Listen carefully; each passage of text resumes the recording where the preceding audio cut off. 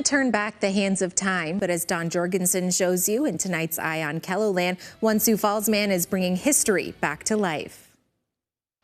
I started looking at that, and I'm not an artist, but I've done a lot of creative things. I said, I can do this. With a 1/4-inch brush and a small paint can, Jim Carlson has become known as the Marker Man. I started in July, is when I started. Carlson has spent the entire summer scraping, brushing, and restoring these historical markers that dot the Sioux Falls landscape. The first one I did was Martin Luther King down at Van Emp's Park, which was really, really, really bad. Here's what it looked like before he started, and now this is what it looks like today. Carlson spends between 3 to 8 hours on each marker, depending on its size and condition.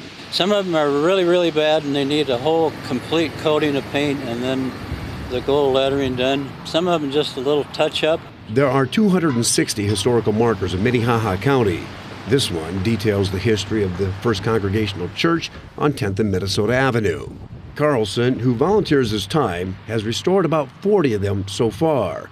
Here's a look at some of his before and after shots. I'm experimenting, I'm learning as I go, but I think it's working out and they're looking pretty good. The historical markers were started back in the 1980s by a man named Bruce Blake.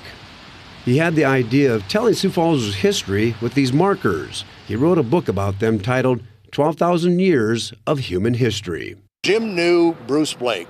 We call him the original marker man. Well, Jim's kind of our new marker man now. The Historical Society and the community are really blessed, to have someone like Jim who's taken this up and has such a passion. The markers take a beating in South Dakota's weather, but despite their age or their condition, they still tell a story. The history of Minnehaha County. It is. It's the good, the bad, and the ugly of our history in Minnehaha County. But the thing is, unlike a book or anything else, you're standing right where that history took place. So you can kind of imagine, what it might have been like when that happened. Carlson's goal is to keep that history alive by painting over the past, one brushstroke at a time, no matter how long it takes. Afterwards, it's very self-satisfying just to step back and see it done. With Eye on KELOLAND, I'm Don Jorgensen.